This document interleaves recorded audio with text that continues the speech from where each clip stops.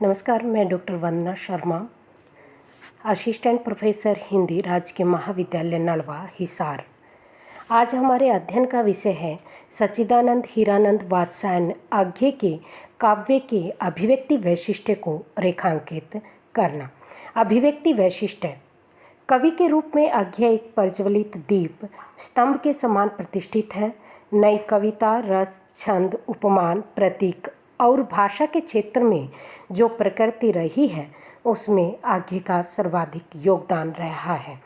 साहित्य क्षेत्र में आज्ञे ने अभिनव प्रयोग किए हैं। वे बनी बनाई लकीर पर चलने के आदी नहीं थे। यद्यपि उनको अभिव्यंजना शिल्प का पूरा ज्ञान था, लेकिन फिर भी उन्होंने सर्वत्र नवीन भाषा, नवीन छंद, नवीन उपमान तथा नवीन प्रतीक आदि के प्रयोग की ओर ध्यान दिया है। उनके काव्य के अभिव्यक्ति पक्ष को निम्नलिखित बिंदुओं के अंतर्गत प्रकट किया जा सकता है।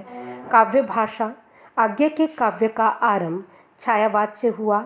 बाद में उन्होंने रहस्यवादी और प्रगतिवादी काव्य रचनाएं भी लिखी। छायावादियों की भाषा का अनुसरण करते हुए उन्होंने अपनी आरंभिक कविताओं में तत्सम प्रधान संस्कृतनिष्ठ भाषा का प्रयोग किया है, लेकिन आगे चलकर वे सामान्य बोलचाल की भाषा का प्रयोग करने लगते हैं।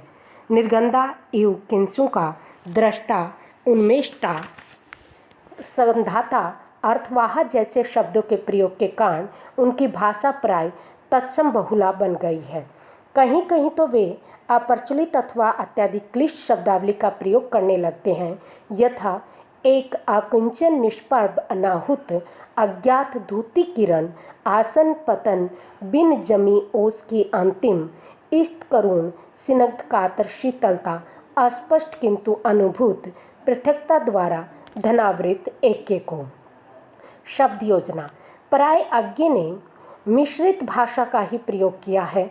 फलतः उनकी भाषा में संस्कृत के तत्सम शब्द, तद्भव शब्द, लोक प्रचलित शब्द तथा उर्दू फारसी के शब्द स्वतः स्थान प्राप्त कर गए हैं।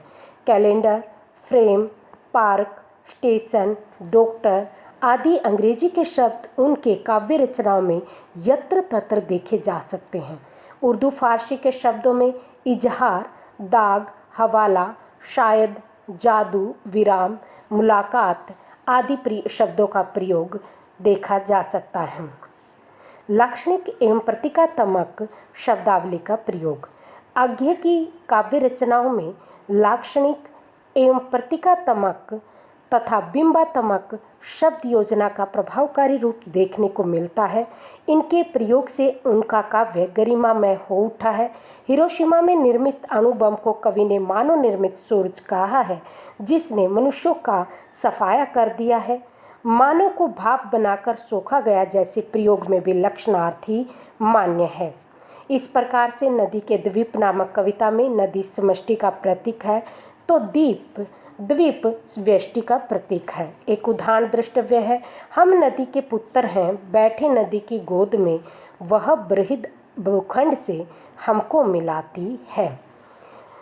मुहावरों एवं लोकोक्तियों का प्रयोग: वैसे तो आज्ञे ने अपनी गद्य भाषा में भी मुहावरों और लोकोक्तियों का प्रयोग किया है, लेकिन वे अपनी काव्य भाषा में भी कहावतों तथा मुहावरों का अपेक्षित मात्रा में प्रयोग करते हैं। अंगूठा दिखाना, मुंह चुराना, आँखों से चूमना, पल्ला छुड़ाना आदि अनेक मुहावरों का आज्ञे ने अपने काव्य में प्रयोग किया है।